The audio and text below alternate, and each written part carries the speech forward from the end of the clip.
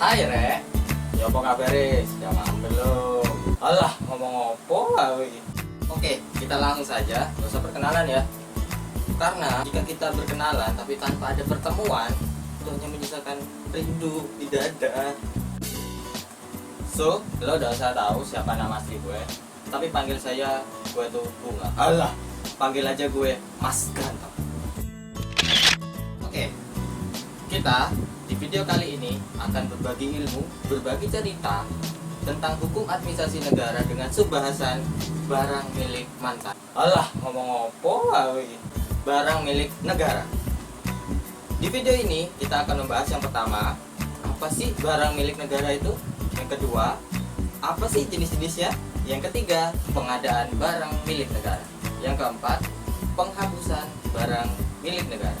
Yang kelima, penggunaan dan pemanfaatan barang milik negara. Oke lah kalau gitu, kita mulai saja. Check this out.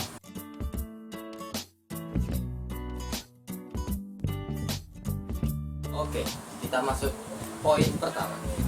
Yang pertama, apa sih BMN itu? BMN itu apa ya? Barang milik negara. Apa bedanya sama barang milik mantan? Oke, untuk menjawab itu coba kita tanya ke teman-teman berikut ini. Ya, menurut saya barang milik negara itu barang yang dibeli dengan dana APBN oleh negara dengan kepemilikan yang sah. Intinya itu pokoknya barang milik negara, barang yang dibeli oleh negara gitu. Untuk kemakmuran rakyat. Nah, barang milik negara kan dibagikan menjadi dua, privat domain sama apa itu nggak, satunya lupa aku. Kalau privat domain kan kayak barang-barangnya orang pegawai negeri, seperti dia pakai mobil kendaraan. Kalau yang umum, untuk umum itu kayak jalan, ya jalan itu yang digunakan oleh orang kepentingan umum. Barang milik negara ialah semua barang yang dibeli atau didapat melalui APBN, APBD, anggaran pembelanjaan Kedawan. anggaran pembelanjaan negara atau melalui itu tanah desa nih atau sumber lain yang sah. Oh, barang milik negara. Menurut saya barang milik negara itu barang asli milik negara yang berasal dari kekayaan negara itu sendiri atau di atas pembelian atau dianggarkan atau dibebankan sebagai APBN dan juga bisa berasal dari pihak ketiga. Gitu. Barang milik negara itu contohnya apa aja? Barang milik negara, misalkan seperti mobil dinas, rumah dinas, ya semacam itulah. Itu tadi ngobrol kita sama teman-teman. Dari pendapat teman-teman tadi, menurut kalian mana yang benar? Barang milik negara itu. Nah, untuk membedakannya, barang milik negara sebenarnya menurut PP nomor 6 tahun 2006, barang milik negara adalah barang yang diperoleh atas beban APBN atau berasal dari perolehan lainnya.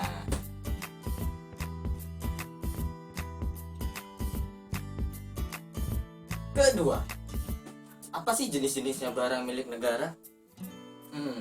Nah, menurut literatur yang saya baca, menurut sumber yang saya baca, barang milik negara terdiri dari dua jenis, yaitu barang privat dan barang publik. Bahasa Inggrisnya itu private domain dan public domain. Sorry bro, wong Jawa. Kita akan bahas semuanya, tapi kita mulai dari public domain. Public domain adalah benda atau barang milik negara yang digunakan untuk masyarakat umum. Contohnya jembatan, jalan raya, jaringan listrik. Ya, itu private domain. Private domain adalah barang atau benda milik negara yang pemanfaatnya untuk pegawai sendiri. Contohnya mobil dinas, rumah dinas. Oke, itu tadi penjelasan tentang private domain dan public domain. Oke, gak usah basa-basi. Poin ketiga.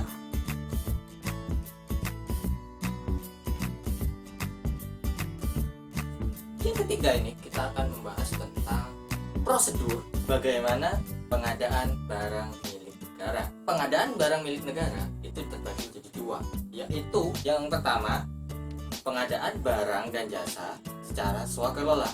Yang kedua, pengadaan barang dan jasa melalui pemilihan penyedia barang.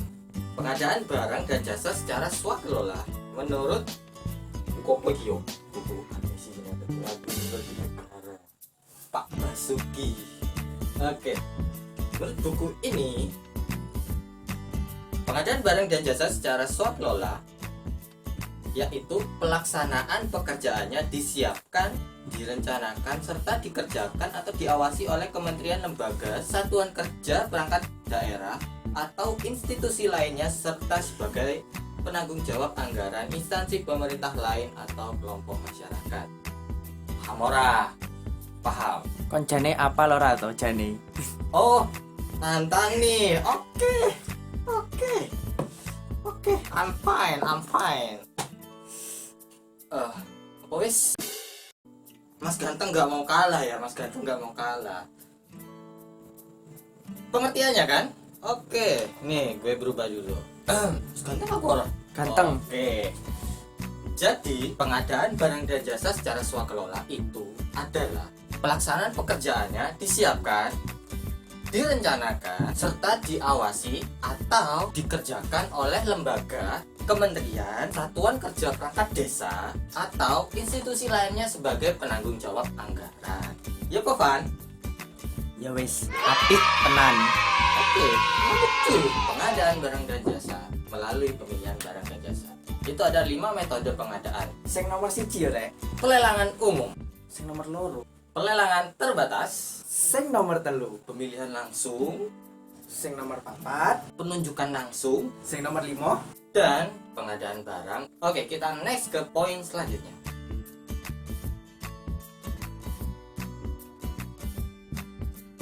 Oke, sekarang kita masuk ke poin keempat. Poin keempat kita akan membahas tentang prosedur penghapusan barang milik negara. Penghapusan barang milik negara itu ada 3 tahap, yaitu pertama, tahap persiapan penghapusan barang milik negara. Yang kedua, tahap penghapusan barang milik negara. Yang ketiga, itu adalah tahap pelaporan penghapusan barang milik negara. Oke, wes Rek, gak usah dijelaskan wis, pasti paham kabeh. Oke, kita next ke poin selanjutnya.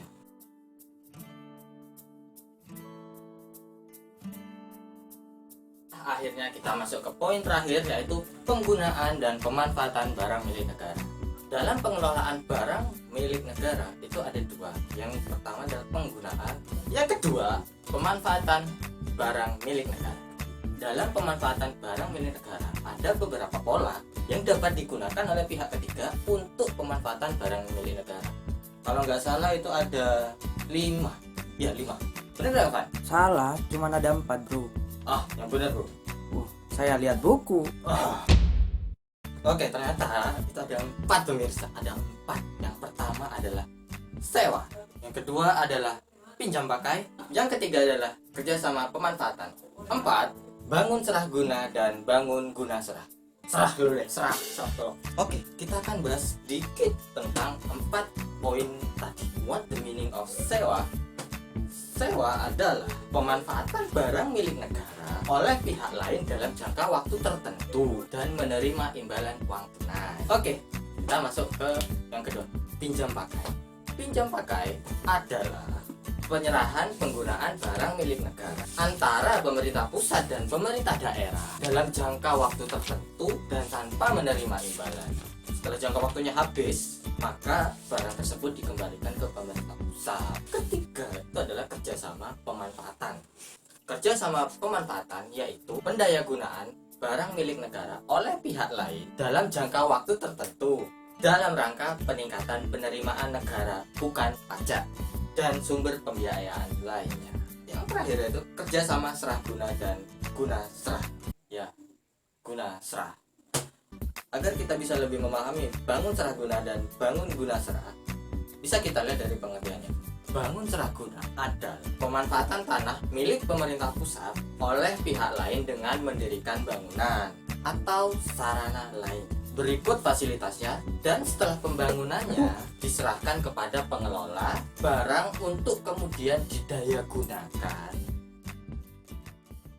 Dari pengertiannya, bangun guna serah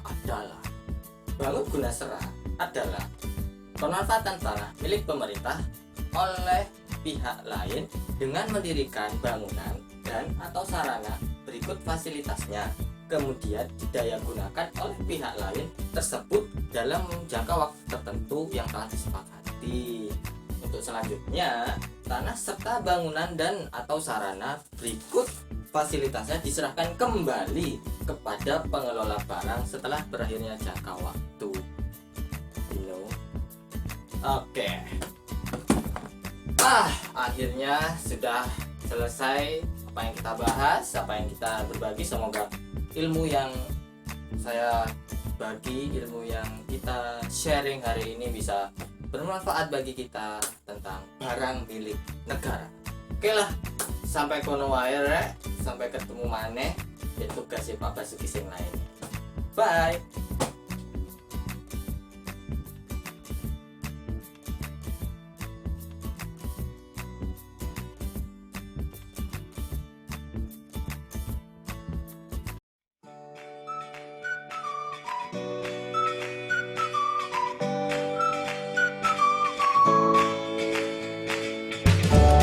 Dan barang dan jasa.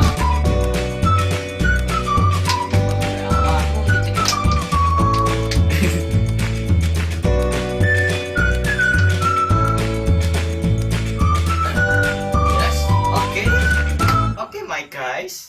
This is my. Apa ya kok berantakan? Sing nyuting ki aku lho rek.